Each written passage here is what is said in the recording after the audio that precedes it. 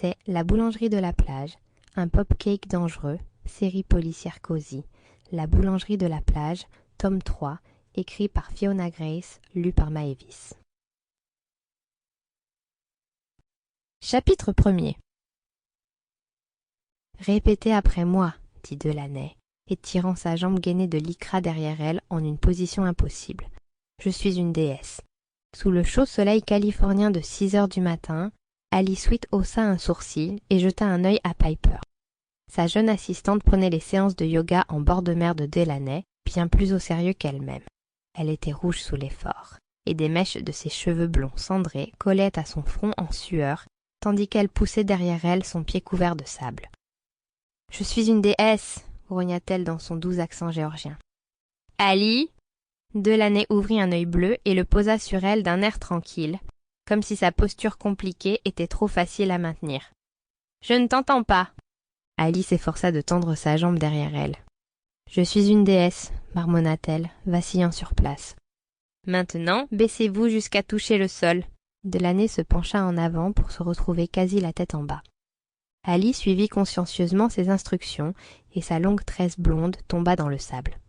Dans sa position renversée, Ali distinguait sa boulangerie, des Terriens de la mer, située sur la promenade entre deux pizzerias. Elle sourit. Encore quelques postures douloureuses qu'on a assurées, et elle pourrait regagner sa cuisine pour préparer les pâtisseries, les cupcakes et les macarons du matin. Elle aimait sa boulangerie plus que tout au monde, et depuis qu'elle avait engagé Piper pour l'aider à faire face à la charge de travail croissante, son commerce allait de succès en succès. Son assistante, gentille mais un peu étourdie et sujette aux accidents, commençait enfin à prendre les choses en main grâce au nouveau tableau blanc de tâches à faire qu'Ali avait mis en place. Il leur permettait de rester organisées tout en leur rappelant tout ce qu'elles avaient accompli. C'est alors qu'Ali entendit un grondement très bizarre au loin. Tout d'abord, elle crut que c'était le sang qui lui montait à la tête, à force de se maintenir ainsi toute retournée.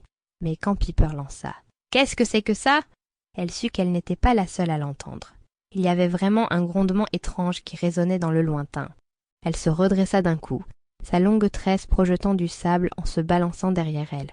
Delaney et Piper se relevèrent aussi, et les trois blondes se tournèrent vers les flancs de collines colorées qui entourèrent la baie, juste à temps pour voir quelque chose atteindre le sommet de la colline. Quelque chose de gros, jaune vif, sur d'énormes pneus noirs. « C'est une pelleteuse !» demanda Ali, repérant la large pelle mécanique terreuse à l'avant du véhicule, dont les articulations ferraillaient bruyamment. « On dirait, » opina Piper. « Et regarde, il y en a... » Sample complete. Ready to continue?